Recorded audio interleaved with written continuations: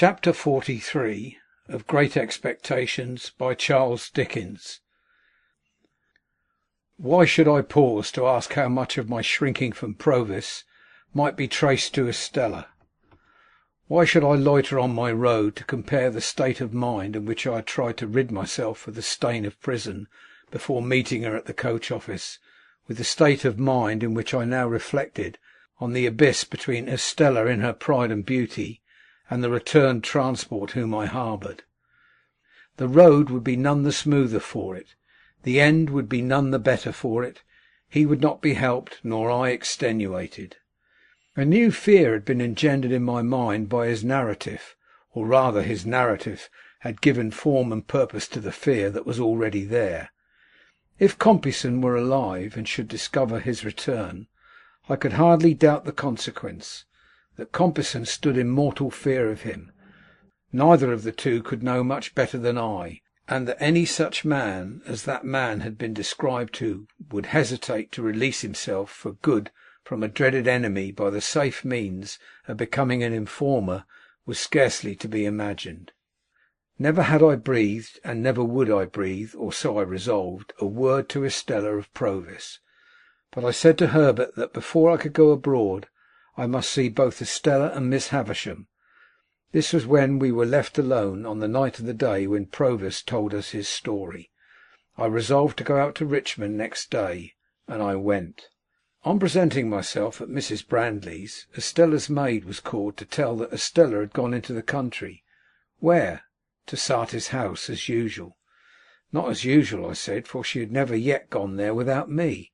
When was she coming back?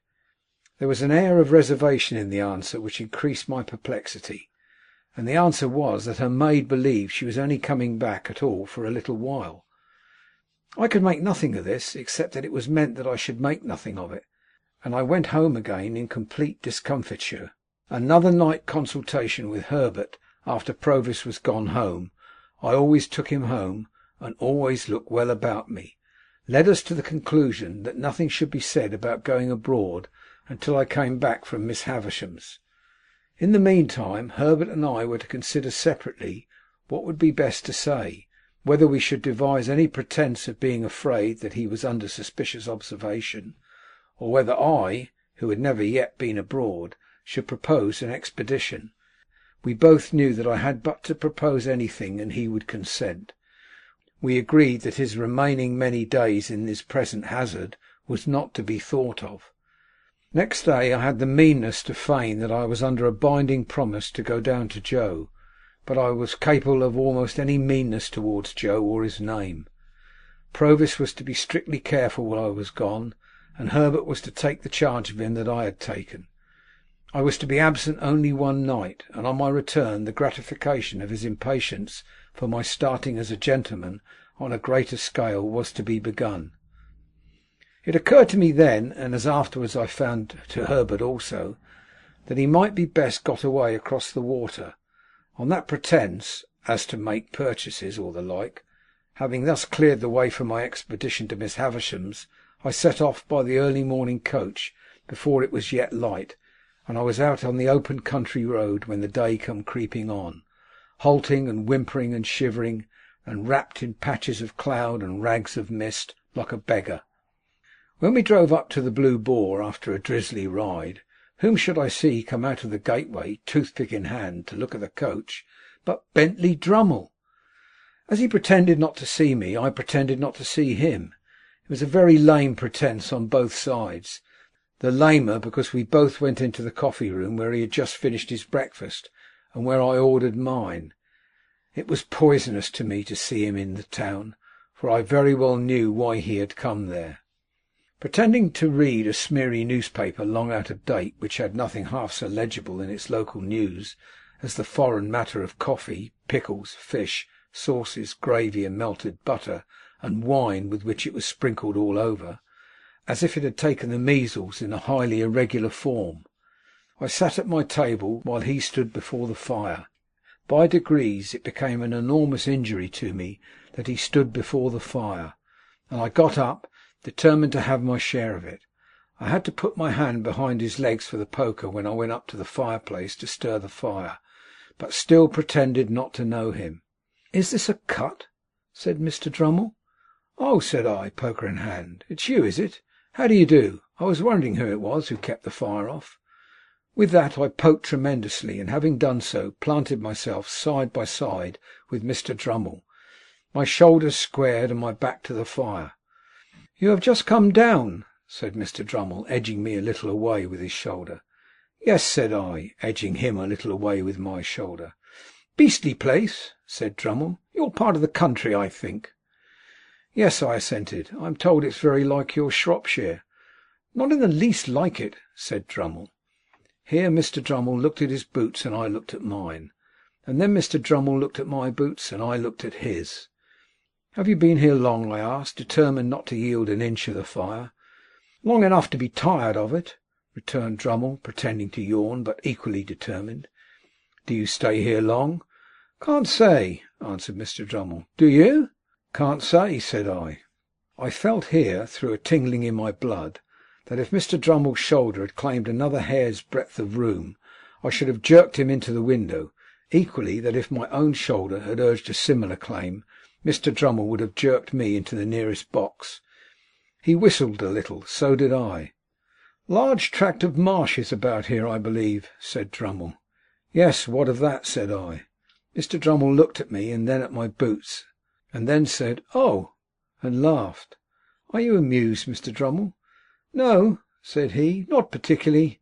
I'm going out for a ride in the saddle. I mean to explore those marshes for amusement. Out of the way villages there, they tell me. Curious little public houses and smithies and that. Waiter!" "Yes, sir." "Is that horse of mine ready?" "Brought round to the door, sir." "I say, look here, you, sir. The lady won't ride to-day. The weather won't do." "Very good, sir." "And I don't dine, because I'm going to dine at the lady's." "Very good, sir." Then Drummle glanced at me with an insolent triumph on his great jowled face that cut me to the heart.